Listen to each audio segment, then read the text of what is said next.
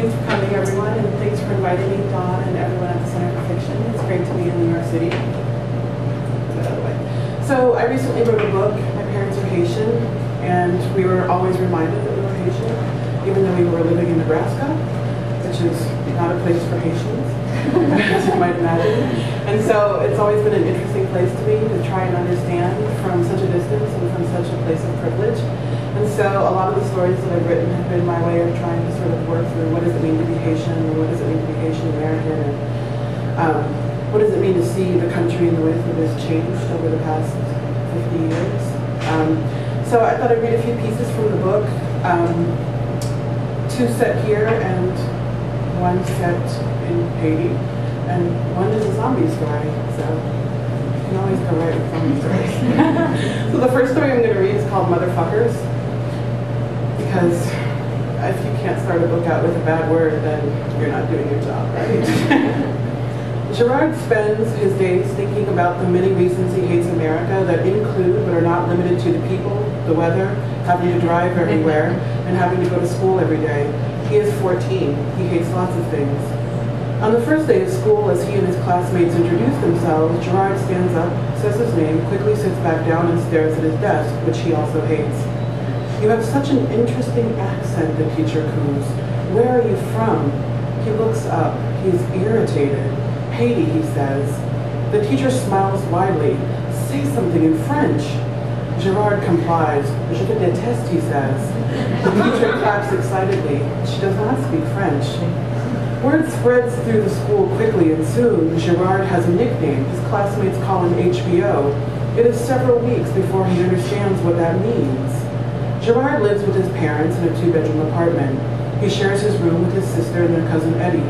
They do not have cable television, but Eddie, who has been in the States for several months longer than Gerard, lies and tells him that HBO is home box office, a TV channel that shows Bruce Willis movies. Gerard hates that they don't have cable, but he loves Bruce Willis. He is proud of his nickname. When the kids at school call him HBO, he replies, "Yippee-ki-yay." Gerard's father does not shower every day because he has yet to become accustomed to indoor plumbing. Instead, he performs his ablutions each morning at the bathroom sink and reserves the luxury of a shower for the weekends. Sometimes Gerard sits on the edge of the bathtub and watches his father because it reminds him of home. He has the routine memorized. His father splashes his armpits with water and then lathers with soap and rinses and then draws a damp washcloth across his chest, the back of his neck, behind his ears.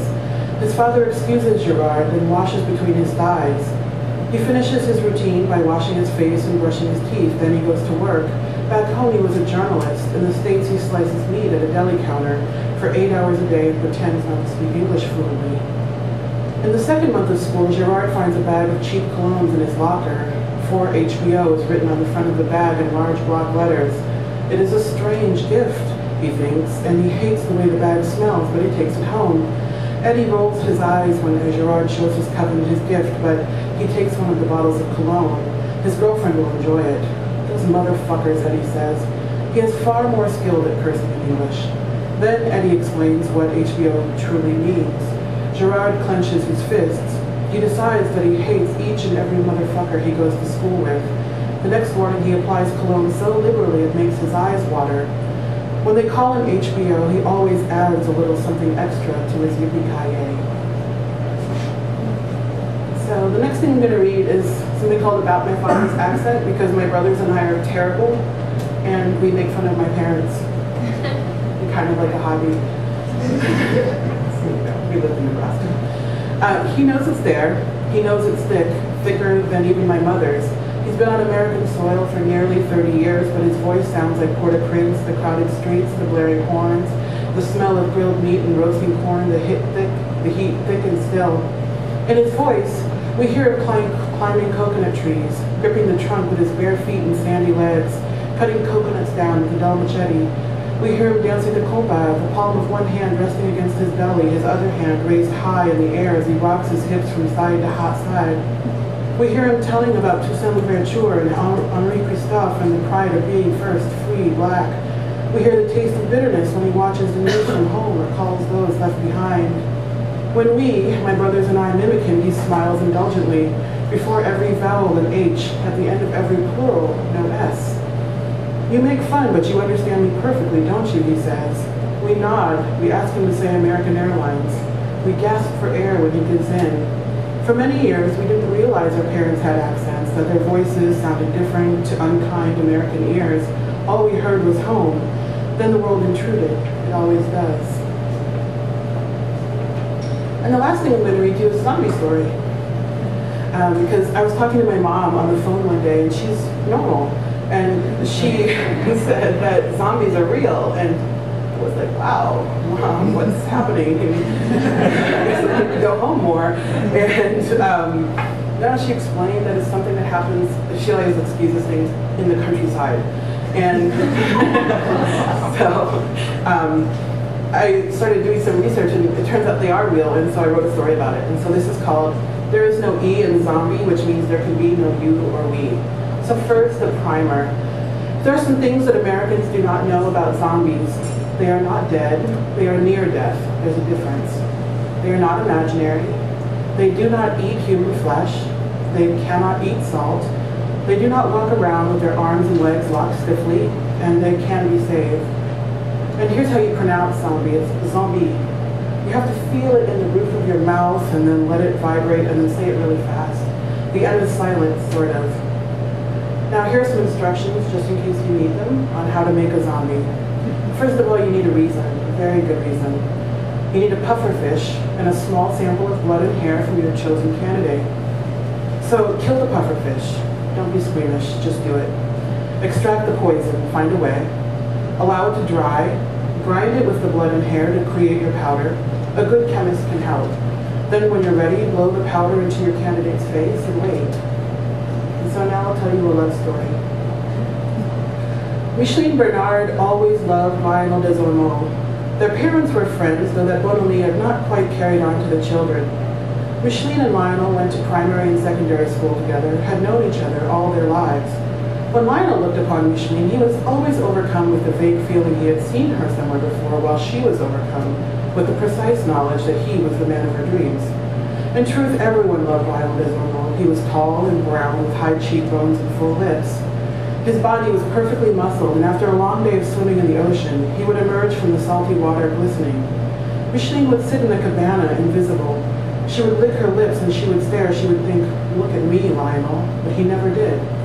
When Lionel walked, there was an air about him. He moved slowly, but with deliberate steps, and sometimes when he walked, people could swear they could hear the bass of a deep drum.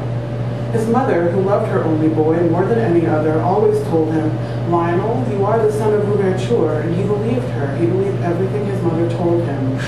Lionel always told his friends, my father freed our people. I am his greatest son. In Port-au-Prince, there were too many women. Micheline knew competition for Lionel's attention was fierce. She was attractive and petite. She wore thick hair and a sensible bun.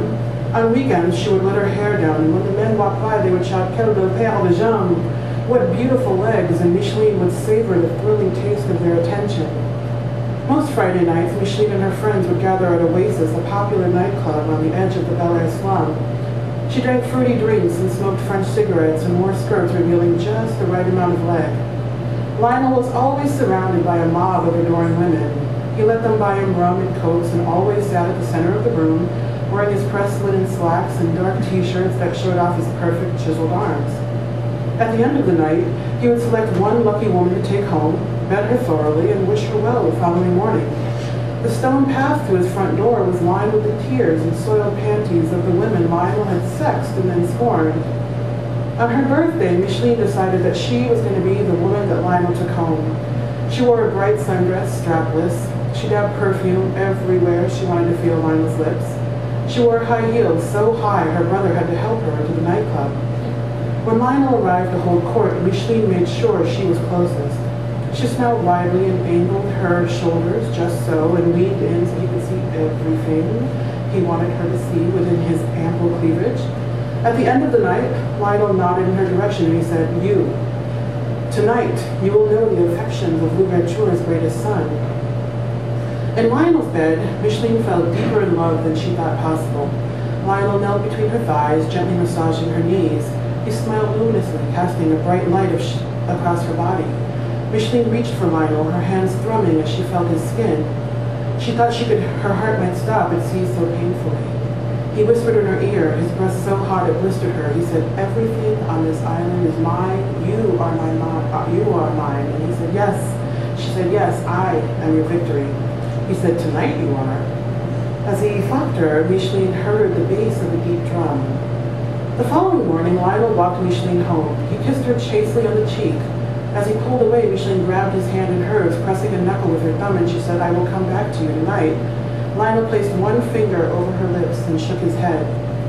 Micheline was unable to rise from her bed for a long while. She could only remember Lionel's touch, his words, how her body had molded itself to him. Her parents sent for a doctor and then a priest and finally a mongo because they were a good Catholic family. But the sight of their youngest daughter in bed, perfectly still, not speaking, not eating, it was too much to bear. The mongo sat on the edge of the bed and chucked. She held Micheline's limp wrist and said, "Love." Micheline nodded. The mongo shooed the girl's parents out of the room and they left, overjoyed that their daughter had finally moved.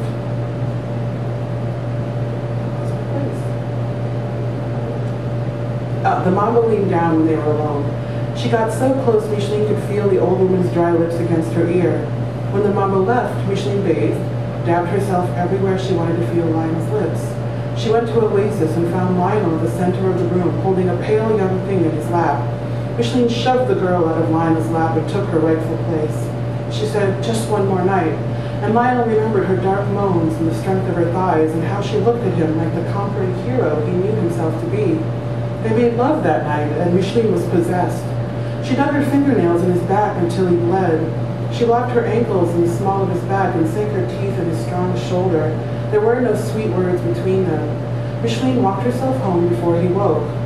She went to the kitchen and filled a mortar and pestle with blood from beneath her fingernails and between her teeth. She added a few strands of Lionel's hair and a powder the mongo had given her. She ground these things together and put the powder, as it was called, into a silk sachet. She ran back to Lionel's where he was still sleeping, opened her sachet and paused. She traced the edge of his face, kissed his forehead, and then blew her precious powder into his face. Lionel coughed in his sleep and then stilled. Micheline undressed and stretched herself alongside his body, sliding her arm beneath his. As his body grew cooler, she kissed the back of his neck. They slept entwined for 3 days. Lionel's skin grew clammy and gray, his eyes hollowed. He began to smell like soil and salt wind. When Micheline woke, she whispered, "Turn and look at me." Lionel slowly turned and stared at Micheline, his eyes wide open, unblinking. She gasped at his appearance, how his body had changed.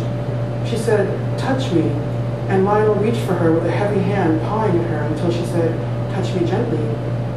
She said, "Sit up." Lionel slowly sat up, listening from side to side until Micheline steadied him. She kissed Lionel's thin lips, his fingertips.